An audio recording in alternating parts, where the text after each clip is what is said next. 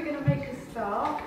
Hi everyone, really nice to see you all here. My name's Christina, I'm a primary mental health worker for the north of CAMHS, and my base is in Aldershot CAMHS, but I also spend some of my time triaging new referrals that come into the service, and that's sort of looking at the whole of the north of Hampshire. And my name is Philippa Brewer. I'm a mental health practitioner and also part of the family therapy team in CAMHS. And I work in the part of CAMHS where we're sort of providing treatment and intervention for young people who are experiencing mental health difficulties. So today we are going to be looking at anxiety management. So it is just a whistle-stop tour of, and over to Christine. Yeah, so I guess a bit about the structure of the talk. We're going to touch a bit about on what anxiety actually is, then we're going to talk about the signs and the symptoms, and then we're going to think about a few tools or a few simple strategies that might help. And very briefly we'll touch on resources, but please feel free to go to our stall where you'll be able to take some leaflets with really helpful resources on anxiety. So, also forgot to say, if anything isn't clear or requires a bit extra explanation, please just feel free to say so, and we'll do our best to answer your questions as we go along. We'd like to make it as interactive as possible as well, so please feel free to just chip in. So, what is anxiety? What other words do we have for anxiety? Some of those will be worry, some of those will be fear, I guess the more intensified feeling.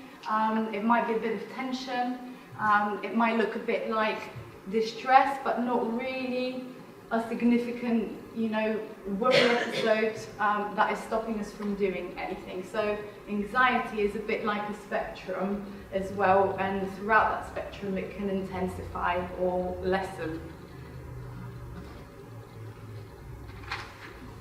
So the first important bit that I wanted to talk to you about was a little bit about why we've got this ability to experience worry and experience fear, and sort of from a survival point of view, how important a skill that is and how it's kept us alive for thousands and thousands of years. The ability to seek out threats within our environment and to detect them and effectively escape the danger has successfully preserved our species for a very, very long time. And not only, we're now probably on the top of the hierarchy of creatures on this planet, and that is exactly because of our ability to escape those dangers and effectively learn from dangerous situations and things that can be harmful to us. So if you allow me to take you thousands of years back, essentially the ancestors that we descend directly from had the best anxiety alarm systems in them, and as we move along across time, the threats and danger immediately would have reduced, but our inbuilt triggers and alarm bells would have just remained. So we find ourselves in a bit of a situation where sometimes we might worry about things that aren't actually even physically dangerous to us. And I've got a quick clip to show you to try and illustrate this point.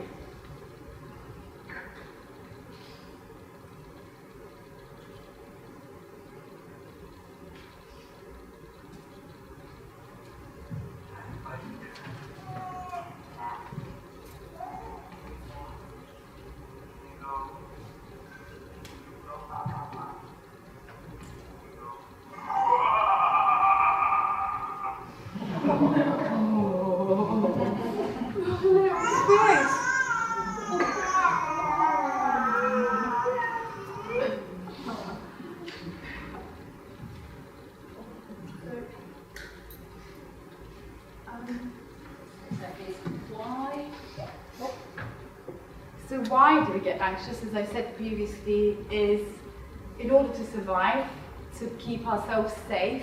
And actually, that video with the little baby, the whole point of us putting it there is just to illustrate that it's so ingrained within our physiology and our very unconscious functioning. We don't even have to think about it. It's an automatic response within our bodies that alarms us to the threat and danger that we want to escape from. Right. And that's another picture to illustrate the same concept. And I wanted to talk to you a little bit about how babies learn certain coping skills actually, and in the context of anxiety. And I want to show you another video to do with that.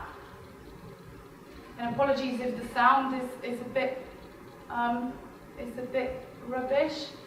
We've had a bit of a technical issue with connecting it to the speakers, so I do apologise about that.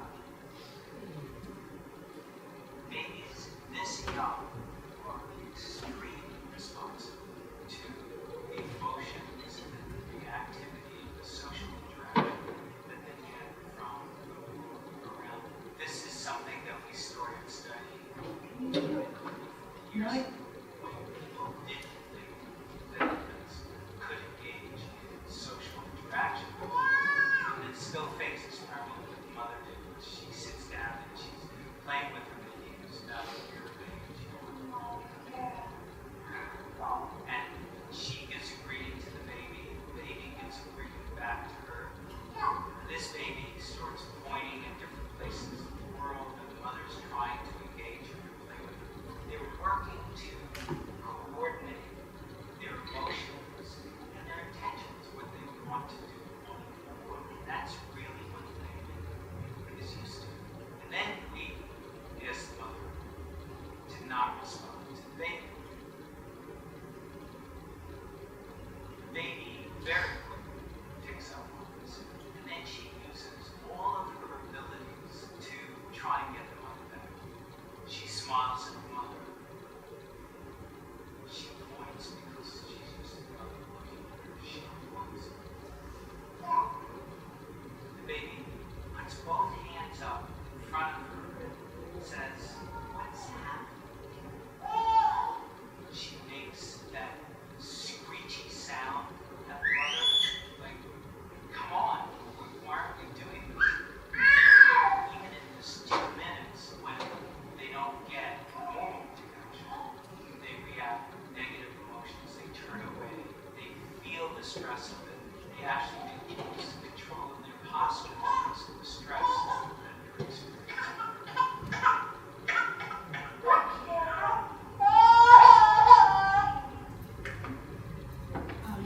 It's a very powerful, and apologies for the lack of volume, but it's called the still face experiment. If you Google it, then you'll be able to perhaps get a sort of, get the dialogue as well to go with it. But it's just illustrating actually the distress when they were in communication. Baby was learning and being happy and interacting obviously with mum. As soon as mum stopped interacting, you saw the levels of distress in the baby, and well, to start with, the baby trying to get mum's attention, and then the building distress that that followed. And we're going to be coming on a little bit later about actually the importance of social communication and learning with regards to kind of managing anxiety. Mm-hmm. So I guess just to reiterate, how a parent might respond to threats or danger or anxiety in general will be picked up. Not just if it's picked up from the babies, you can imagine with the more sophisticated teenager that's had a lot of time to think and grow and intellectually develop, how attuned they would be to picking that up. And unfortunately, a lot of the time you see that by that point, the way that they would respond to threat and danger and anxiety would be quite ingrained and almost automatized. So, yeah, I guess that was the whole point of that. It is, and I think it is, as you said, the power of that, the social interaction and the learning. And although that we've got obviously the examples of babies, that learning continues, and our children, as they go through, 5 or 6, they are still seeking us out with regards to helping them learn and experience their world and making sense of it.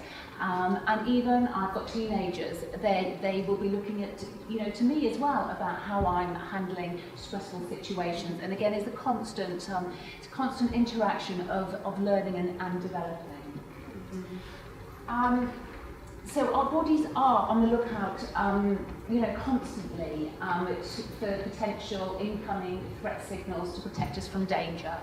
So I will go out, and if I'm trying to cross the road, if I'm not looking properly and I step out into the road and I see a car, my automatic response is that I will step back, and that will trigger in me certainly a sense of I will feel stress, relief, I will feel my heart beating, but that is where my that alarm system is activated, as it should have done, to keep me safe.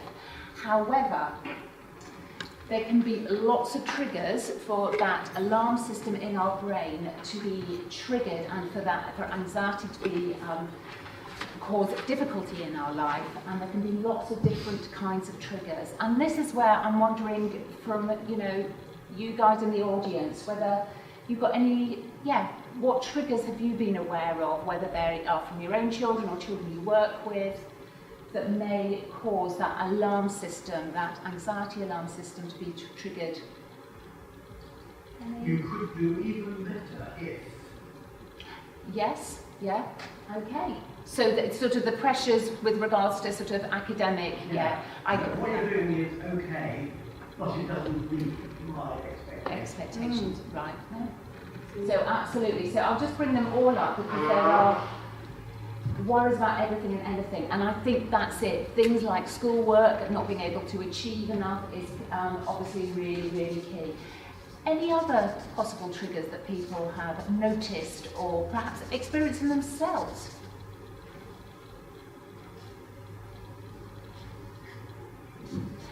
I mean, in the triggers that we have here, obviously there is, and within CAMHS, we sort of rather categorise different types of anxiety. So there is social, and we would see social anxiety as slightly separately to more generalised anxiety. So the often for young people that we would see, perhaps being able to socialise can actually cause, huge amount of stress.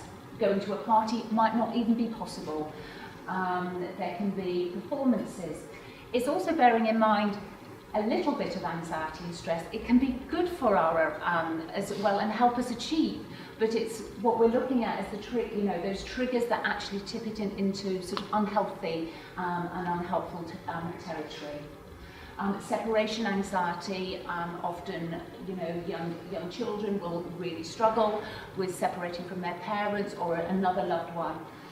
So these are all the different kinds of triggers that can cause problems. So what are the signs of anxiety? So we've got 3 different areas to consider. The thoughts, what's happening, and perhaps it's perhaps referring to your own experience of things that perhaps you're worried about. But the thoughts, any ideas, what's happening to the thoughts when you're anxious? Fear of failure. Fear of failure, yeah. It's a really common theme, particularly with teenagers, I think, and the amount of pressures, as you mentioned. And the expectations not just from parents and caregivers, but also from their peers and within their social group. So yes, absolutely, being scared to say. So a thought in that instance could be, I'm going to fail this exam. I'm not going to do. I can't go and do this exam today because I'm not going to do. I haven't done enough revision. Those are the kind of thought. I'm stupid is a really common one. I can't do it. I'm sorry. First, when the trigger the fairness, you always put your sign on fair and perceive it's unfair, so many levels of things, and then causing him to feel anxious. So he recognizes sport. He's fair, he always follows the rules, but 2 or 3 kids don't do that. And still Why should he then bother even make an effort? on isn't it? everyone. Or even when someone else is being challenging, that can be really anxiety provoking in itself for some children.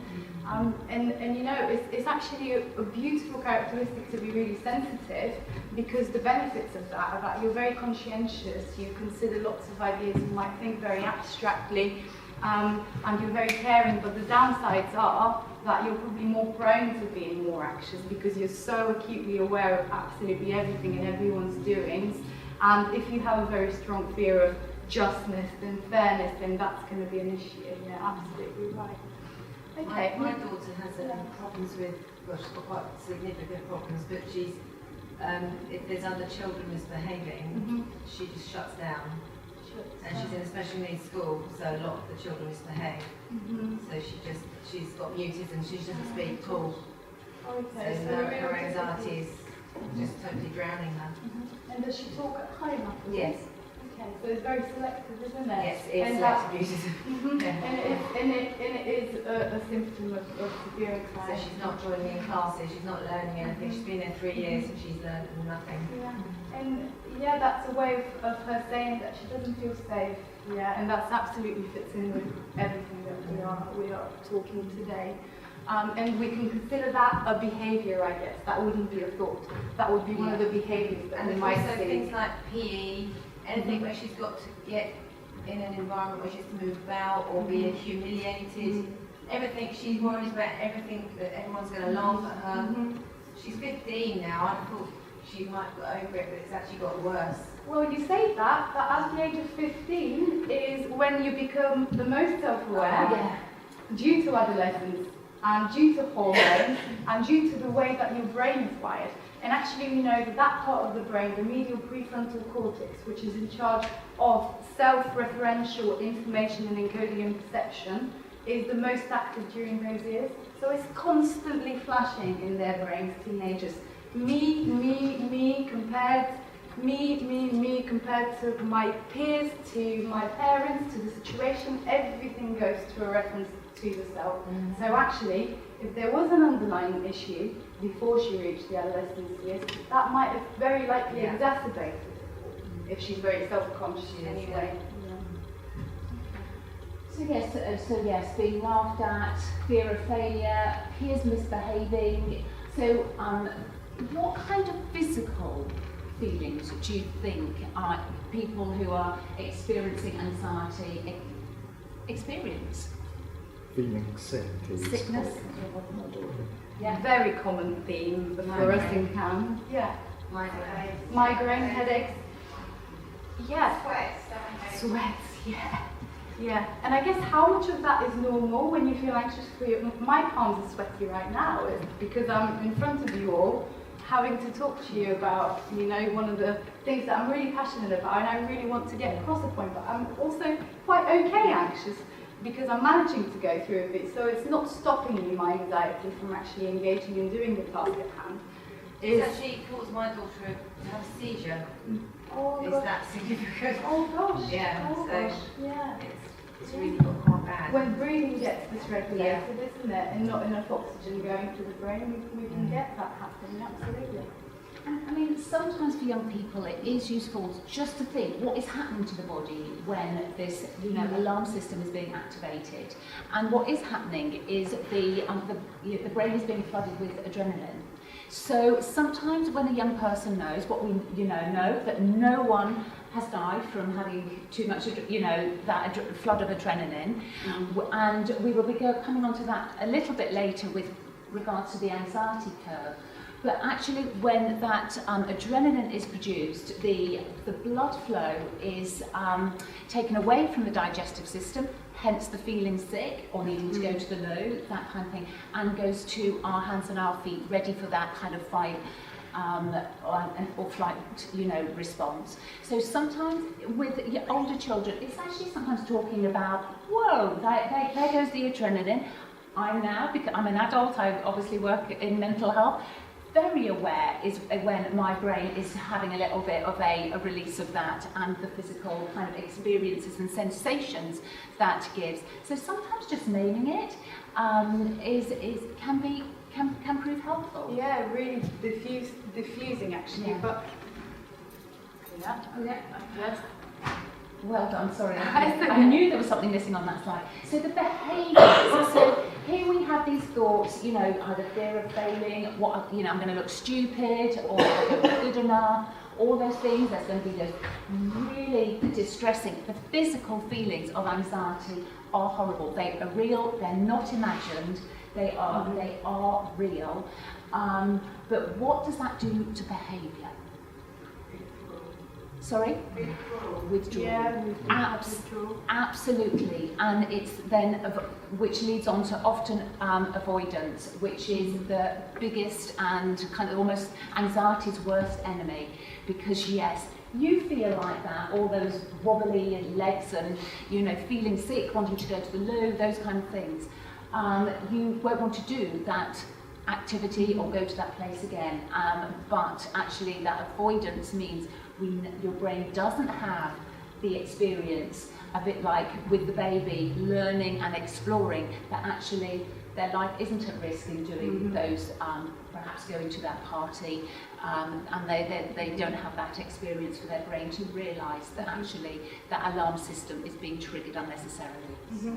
Hence, the anxiety not only just stays, but it grows, because you haven't learned that it's okay and it's safe, and every time you avoid that situation, that really gets ingrained in you. No, that's a real danger situation, I'm not going into it. And actually, the opposite, trying it out is what helps and what reduces anxiety.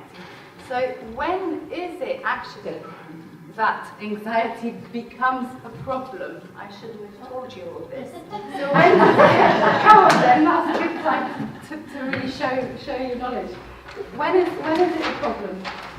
Anxiety. Getting out of bed in the morning, yeah? Yeah, functioning, isn't it? Yeah. Just going into unusual circumstances, or even immediate circumstances, if something happens that just trigger the kind of, I can't do it anymore. Yeah. So it's almost like getting yourself in a state of feeling really powerless as well, isn't it? It's quite a lot of desperation alongside all of this. When anxiety has debilitated or stopped you from engaging in activities. And I guess that's exactly when it becomes a problem.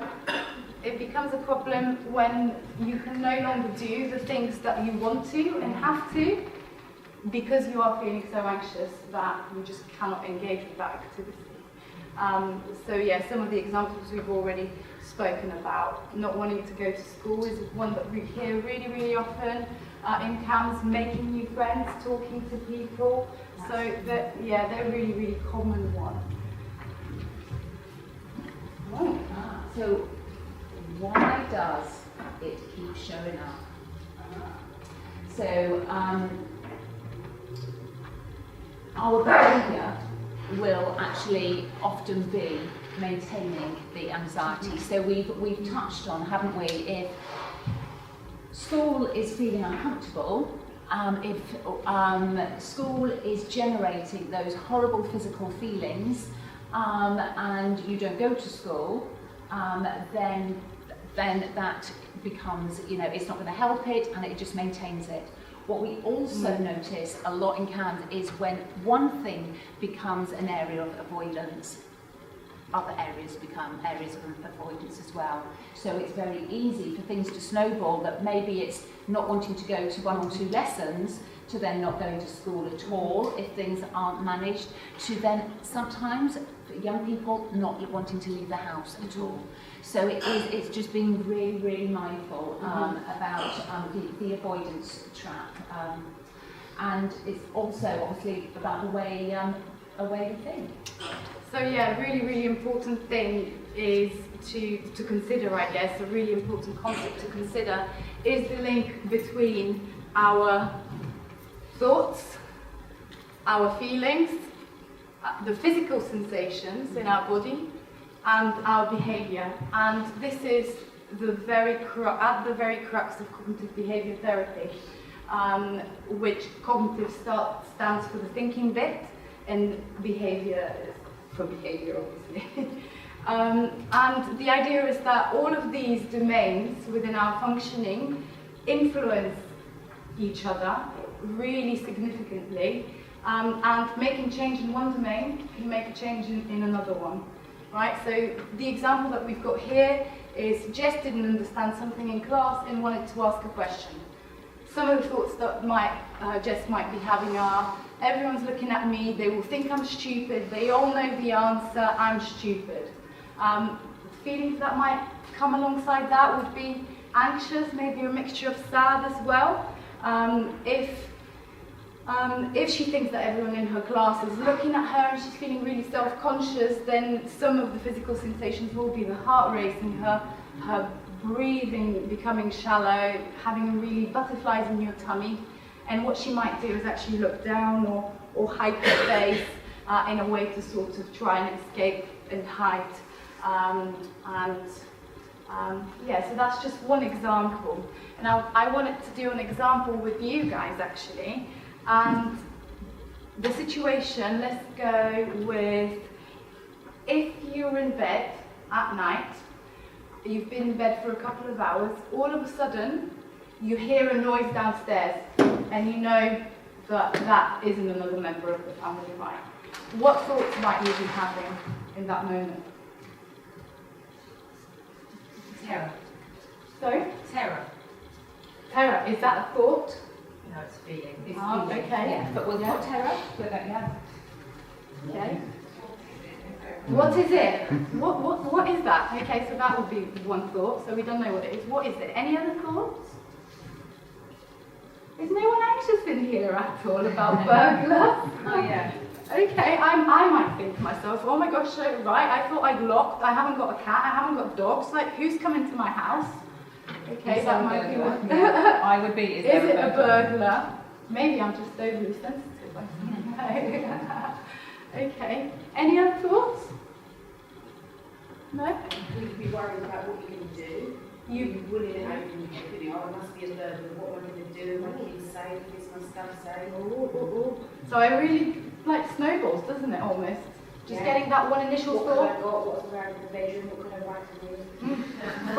From is it a burglar, it's become... Should I phone the police? Yeah. Do I check first before I call the police? Yeah, absolutely. And from is it a burglar, it's become, oh, it's a burglar, how am I going to deal with it, right? And the discrepancy is quite significant. And if we've already got the thought that it's a burglar, terror, feeling of terror would most definitely be coming up in me. Any other thoughts about feelings that might accompany that? Or physical sensations? What might your body start doing if those thoughts are going to say it's a burglar? What am I going to do? Oh my gosh. Tensing. Tensing, yeah. I'm even doing it as I'm talking it, right? So tensing, fist clenching.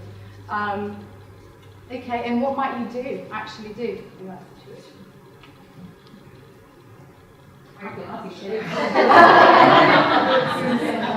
Yeah.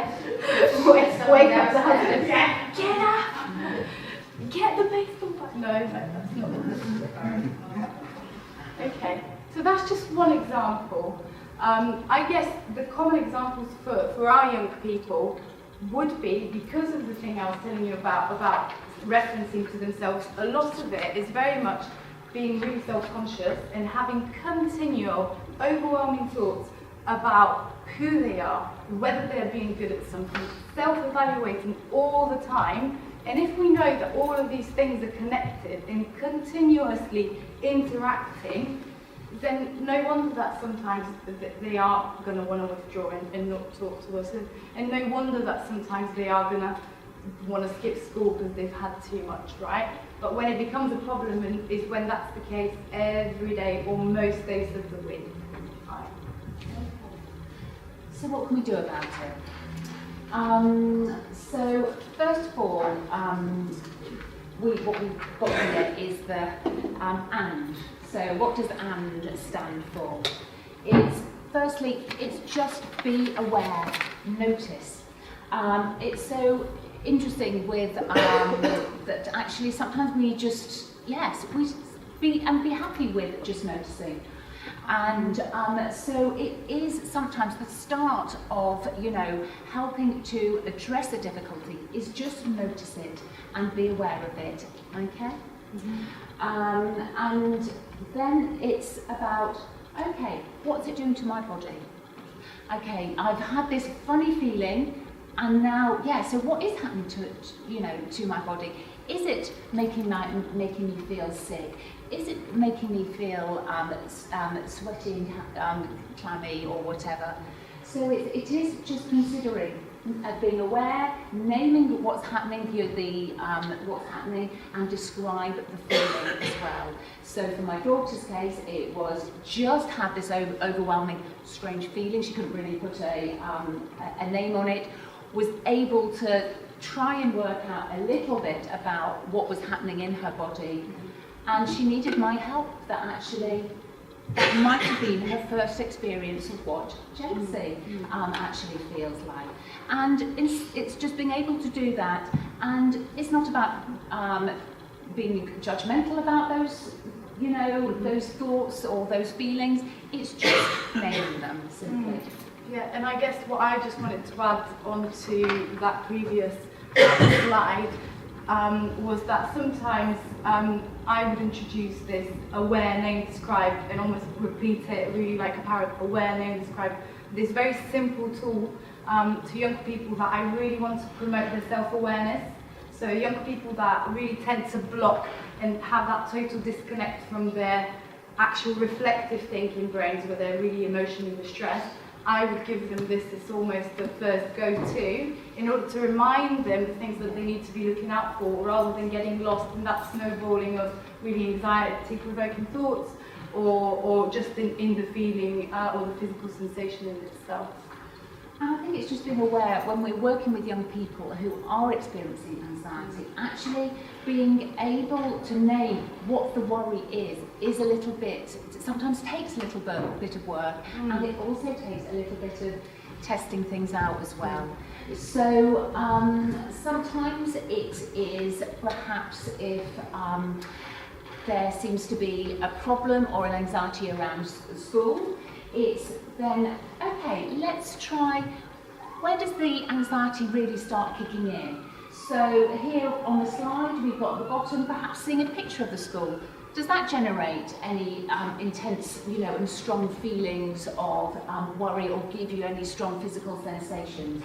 So if not, it perhaps is not scary. For another young person, that might be actually feels kind of scary. So after you've developed it and allowed the young person to be more aware of the sensation and what's going on, it's testing it out. So seeing a picture of school, perhaps driving to school, what does that do? Does that is that any more scary, or what's than actually going onto the school playground?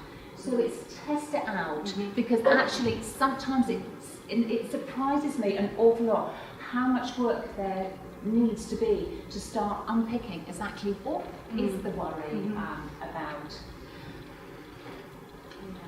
Because sometimes, particularly when it comes to school, that worry or anxiety might be a social worry, or it might be a worry about academic achievement and functioning. But to start with, often, I just don't want to go to school, it's just horrible, it makes me... so there often is this process that we have to go through. Yeah, if it's the social worry, just driving past school is not very likely to be really anxiety-provoking. So you're looking out for those little clues that are going to give you a bit more information about what is the root cause here. Okay, so you're testing out what's, perhaps what is the kind of the significant worry here.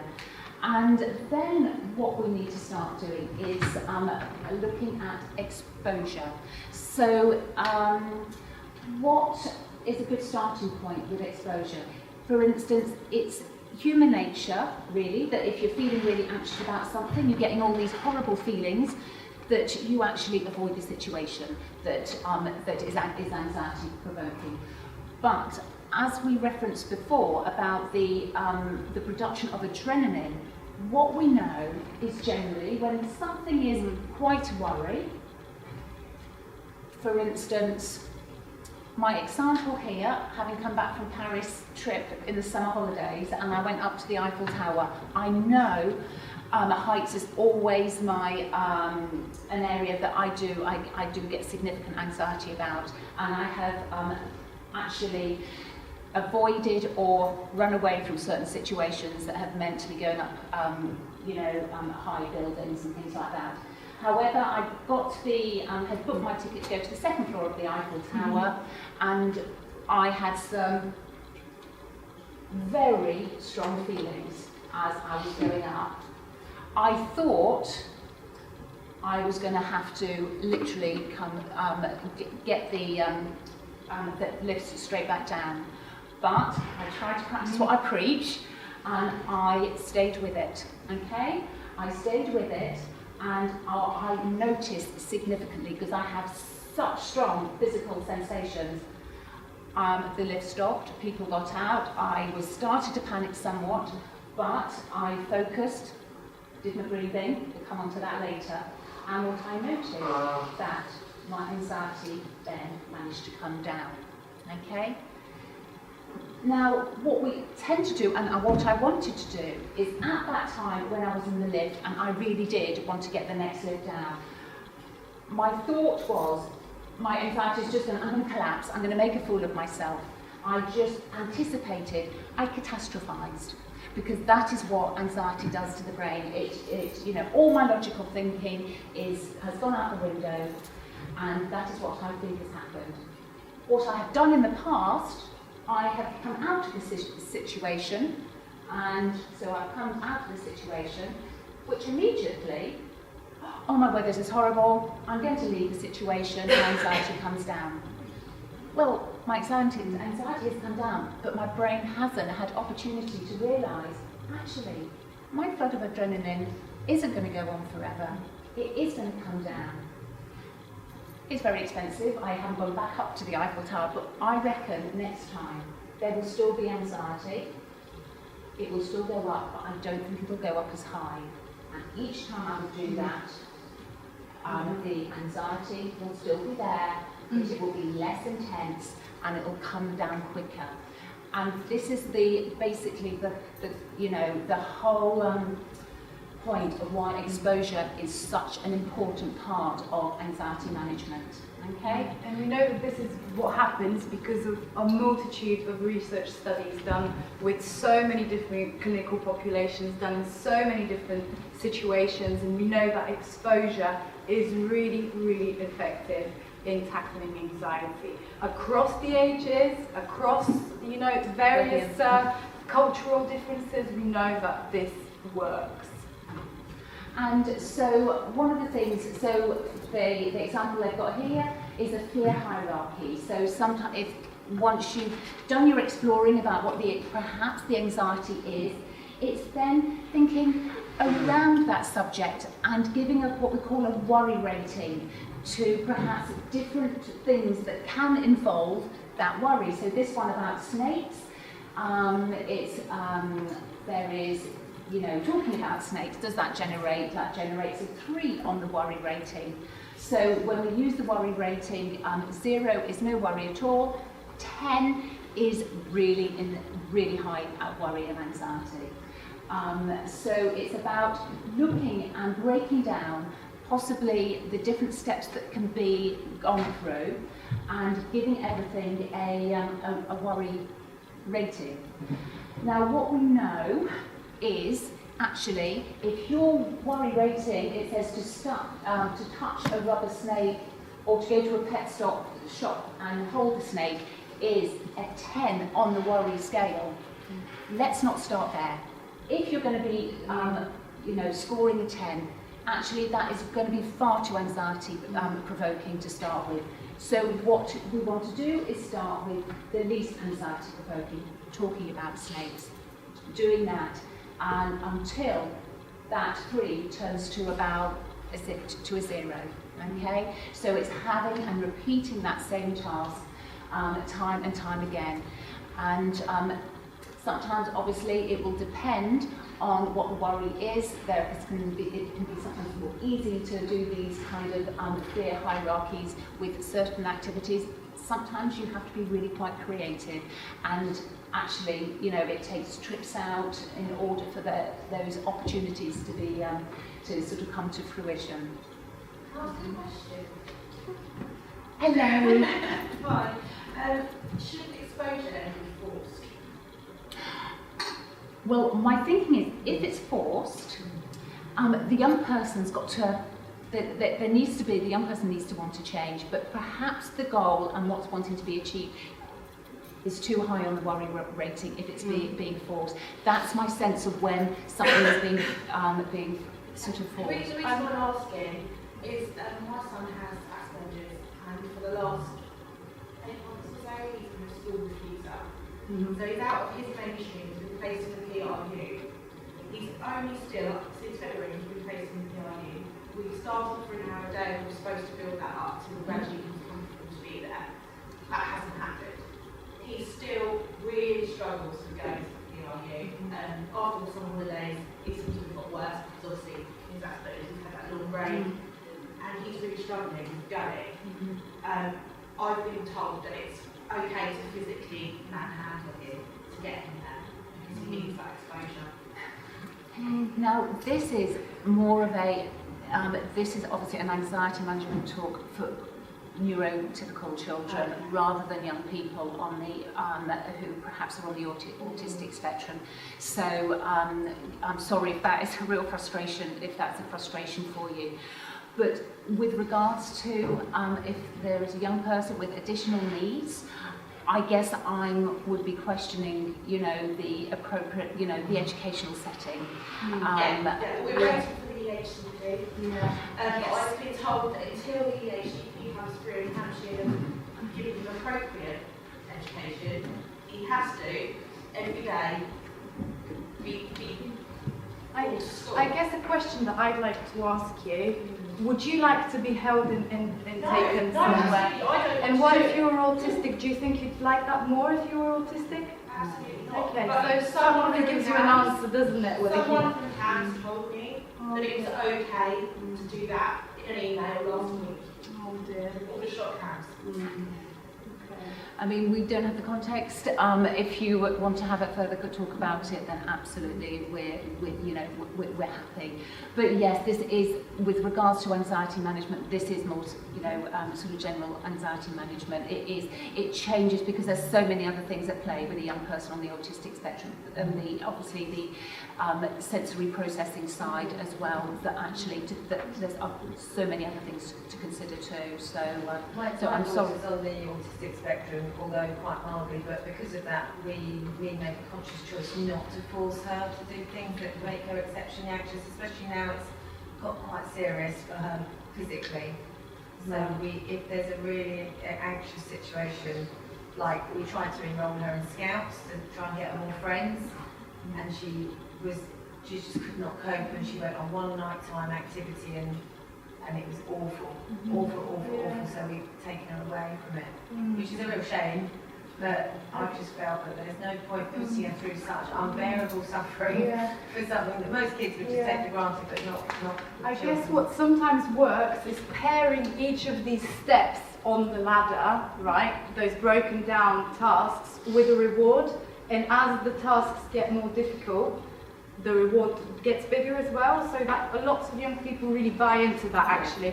So doing rewards alongside giving those things a go, but it has to be on their terms because they're going to want that change.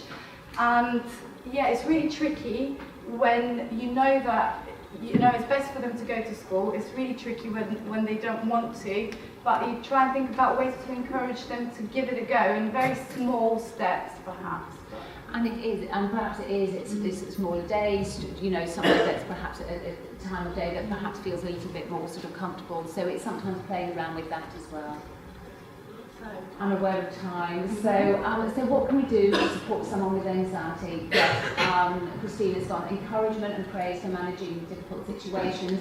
Use rewards, the efforts and the hard work, because there are some really strong feelings going on and physical sensations that actually, to be able to feel that those feel, you know, that those achievements have been recognised is important. provide reflection, develop insight, model facing fears yourself.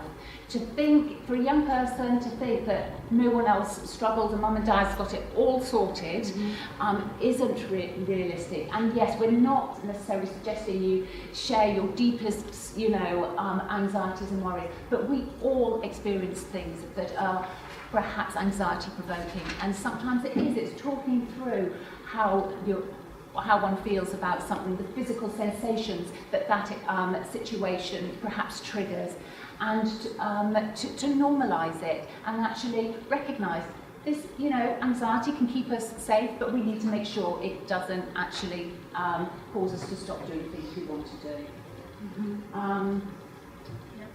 The other thing is excessive reassurance, which isn't on here, because we say we want encouragement and praise, but what we do know is too much excessive reassurance around an anxiety-provoking situation can actually be detrimental to the young person. So it's because what the CBT type approach, the exposure, being aware of thoughts, hopefully will generate is for the young person to recognise themselves and be able to give them, reassure themselves. By having mum or dad say, you'll be fine, all the time, can actually then thinking, well, clearly there's something that perhaps might happen if mum or dad or whoever is perhaps giving this excessive reassurance. So it's not, the young people need praise and encouragement, but it's just being self-aware. How much am I giving this reassurance? Am I giving it sometimes when perhaps I shouldn't be? Or should I be perhaps allowing my child to talk through, actually, well, what's likely to happen in this situation? What's a more realistic kind of outcome?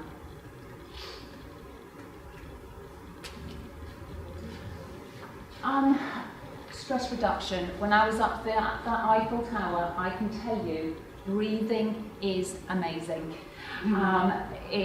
When we are stressed, anxious, or in pain, we know that actually breathing can really, really help. There's a tendency that when distressed, our breathing becomes less effective, and we either breathe too deeply, or we breathe in, we breathe too shallow.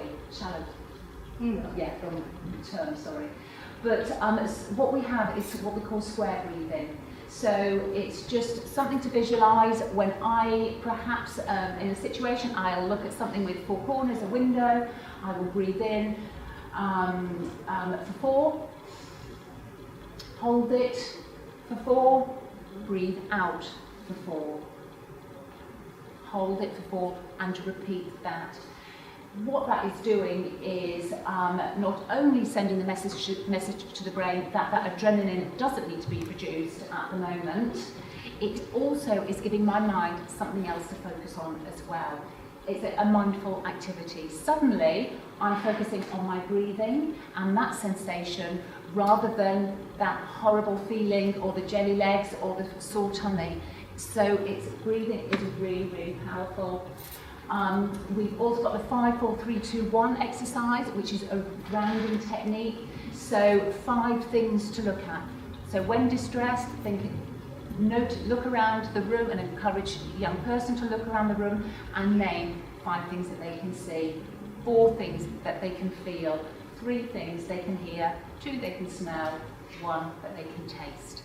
And again, that is a mindful activity that kind of brings the senses back to the here and now, away from the catastrophizing. There are some really good apps. If you go to the CAMHS store, there are lots of apps that you can put on your phone, things like Headspace, Smiling Mind, and they are apps that talk you through some of these strategies. And I guess the thinking strategies, I'm going to whiz through them, but please feel free to go to our stall and ask us questions afterwards. But some of the cognitive things that you can do and try to introduce changes would be, as we spoke earlier, identifying the worry, getting really to the bottom of what it actually is related with, encouraging the young person to question the accuracy of their worrying thoughts. Is that a realistic thought? That if I go to school, I'm just going to be sick straight away and everyone's going to laugh. How likely is that going to happen? So really, really unpick what is the probability. That has it happened to someone else? What would your best friend think about that? So they're really good questions to be asking your young person. So if always or never a part of the thoughts, are there times when it isn't happening? Why is it not happening then? So really getting them to think about the nitty-gritty of those situations. And I can actually appreciate that sometimes they might shut down when you try to have those conversations, because just thinking about the anxiety-provoking things provokes anxiety. But that's okay. Take time out, take some space, have a cup of tea, chill a little bit, and then maybe pick it up from where you left it. It's really important to have those discussions, and particularly after a really stressful and anxiety-provoking event has happened. They're not going to be able to talk to you about it whilst they're distressed, because that's not how the brain works. Those parts of the brain that keep our rational thinking are totally disconnected when we're in that headspace of real anxiety. But once they've calmed down and they feel safe and they feel okay, and to some extent able to talk to you, that's when we'd encourage you to have those conversations with them. Unfortunately, we're not going to have time for this video, but if you put into YouTube a young person's experience of mental health, you can watch it. It's about 1.5 minutes, and there's some young people talking about their lived experience of anxiety. And as we said, we've got lots of resources on our CAMHS stall in the main room. Please come along and help yourself to some of those brochures. One book particularly relevant in our practice day to day is this one by Cathy Cresswell, who's a researcher at and a therapist at the University of Reading, and her team have been developing these cognitive behaviour therapy rooted practices for helping parents help their children to manage anxiety, and it's absolutely amazing. It reiterates lots of the points that we've spoken about today, but goes into much more detail and many more practical tips. So that's a brilliant resource. For the younger ones, this is a really good book as well. Worrying Too Much, what to do when you worry too much, that's amazing. And it's got some really nice analogies, like when you water a plant, and if the tomato plant is a metaphor for anxiety, the more you water it, the bigger it grows. And yeah, just some really, really nice things. And then we have another leaflet. It's a green leaflet on our stall which gives you all of these if you wanted to take some of those away. And is there any questions, please?